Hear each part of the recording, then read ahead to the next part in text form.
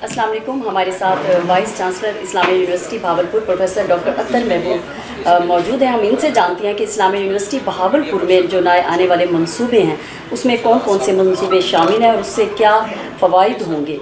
अस्सलाम वालेकुम सर।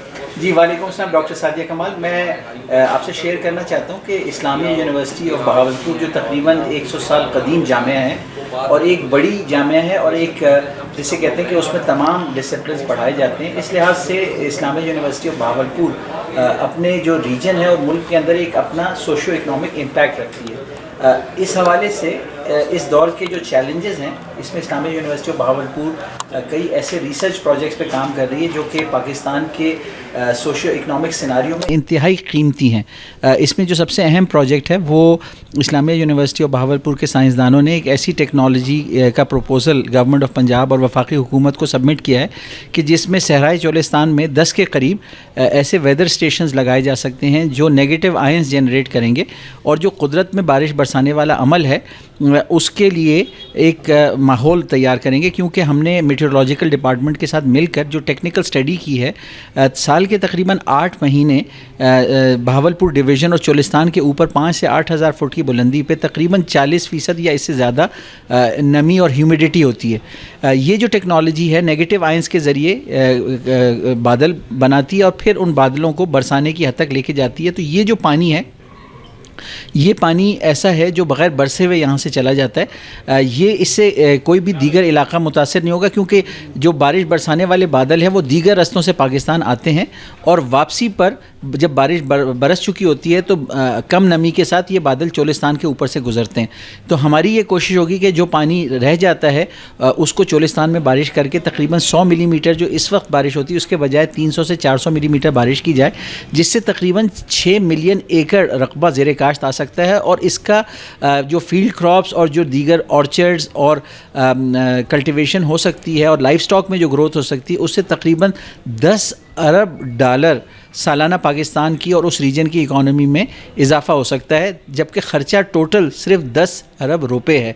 तो 200 गुना ज़्यादा फ़ायदा हर साल हो सकता है। तो ये एक बहुत बड़ी स्कीम है जो पंजाब और वफाकी हुकूमत दोनों में हमने सबमिट की है। इसके अलावा इस्लामिया यूनिवर्सिटी ऑफ बहावलपुर के साइंसदानों ने ज़रूरी साइंसदानों ने कपास की वो नई किस्में ईजाद की हैं जिसकी मदद से कॉटन का रिवाइवल हो रहा है पाकिस्तान में, और कोशिश होगी कि 15 से 20 मिलियन बेल्स तक कॉटन को ले जाया जाए।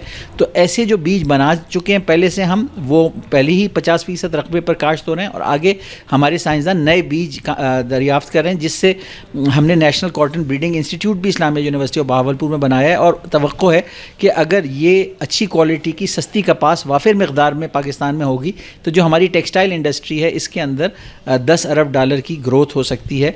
तो ये भी इस्लामिया यूनिवर्सिटी ऑफ बहावलपुर के साइंसदानों की काविश से मुमकिन हो सकता है। मज़ीद ये कि खुर्दनी तेल की जो इम्पोर्ट है और सोयाबीन की जो पोल्ट्री फीड के लिए इंपोर्ट है उसकी मकदार 2 अरब डॉलर से तजावुज़ कर चुकी है। तो हमारे साइंसदान डॉक्टर अली रज़ा ने चाइना से टेक्नोलॉजी इंटरक्रॉपिंग की लेके आए हैं जिसकी मदद से मकई और सोयाबीन को एक ऐसे तरीके से काश्त किया जा सकता है कि दोनों की खातिर ख्वाह फसल होती है। और सोयाबीन वो पाकिस्तान में इस हद तक प्रॉफिटेबल तरीके से काश्त हो सकती है कि फिर जो इंपोर्ट के लिए 2 से 3 अरब डॉलर खर्च करने पड़ रहे हैं वो नहीं करने पड़ेंगे और ये सारा जो इसका माली फ़ायदा है वो यहाँ के किसानों को जाएगा। तो आप इस तरह देख सकती हैं कि इस्लामिया यूनिवर्सिटी ऑफ बहावलपुर मुकम्मल तौर पर पाकिस्तान के इकनॉमिक रिवाइवल के लिए, अपने रीजन की सोशो इकनॉमिक डेवलपमेंट के लिए काम कर रही है। इस हवाले से मैं आपके प्लेटफॉर्म के तवज्जुद से हुकूमत पंजाब से भी और वफाकी हुकूमत से दरख्वास्त करूँगा कि इन प्रोजेक्ट्स के लिए जो सपोर्ट चाहिए वो दी जाए, क्योंकि जो भी इसमें 1 रुपया अभी हुकूमत की तरफ से इन्वेस्ट किया जाएगा इससे हज़ारों रुपए का रिटर्न 1 रुपये पे हमें अगले सालों में मिलेगा। तो इसका सर टाइम फ्रेम क्या है? जी, जो बारिश बरसाने वाला प्रोजेक्ट है वो तकरीबन 1 साल में उसकी इंस्टॉलेशन हो सकती है और 3 से 5 साल के अंदर में वो सारा इलाका ज़ेरे काश्त आ सकता है। 6 मिलियन एकड़ और 10 अरब डॉलर तक वहाँ से प्रोडक्शन बनाई जा सकती है।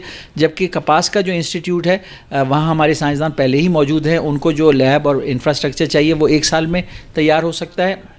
اور انٹر کراپنگ کے لیے جو ہم نے proposal national food security ministry میں دیا ہے، اس سے 1 سال کے اندر بڑے پیمانے پہ ہر یونین کاؤنسل کے لیول پہ ٹرائلز لگا کے 5 ایکڑ پہ ٹیکنیک کے فارمرز کو ٹرین کیا جا سکتا ہے. تو 1 سے 2 سال کے عرصے میں تمام جو کسان ہمارے بھائی ہیں ان کو اس جدید ٹیکنیک پہ لایا جا سکتا ہے، جس سے پاکستان کے خوردنی تیل اور سویابین کی پولٹری فیڈ کی جو ریکوائرمنٹ ہے دونوں پوری طور پہ خود کفالت اس میں حاصل کی جا سکتی ہے. چولستان بارش پروجیکٹ جو ہے اس سے چولستانی عوام کو کیا فائدہ ہوگا؟ جی، یہ آپ کا بہت اہم سوال ہے. جو ہم نے پروپوزل دیا ہے اس میں یہ لازمی ہے کہ لائف سٹاک والے شعبے میں بھی اور زرعی شعبے میں بھی جو لوکل ریزیڈنٹس ہیں ان کو فرسٹ پرائیورٹی دی جائے گی کہ جو اسکیم گورنمنٹ فارمز کی لے کے آئے گی اس میں ان کو حصہ دیا جائے گا. اور لائف سٹاک میں خاص طور پہ چونکہ ان کا آبائی پیشہ جو ہے وہ لائف سٹاک ہے، تو لائف سٹاک میں ان کو پرائیورٹی دی جائے گی کہ وہ اپنے لائف سٹاک فارمز بنا سکیں.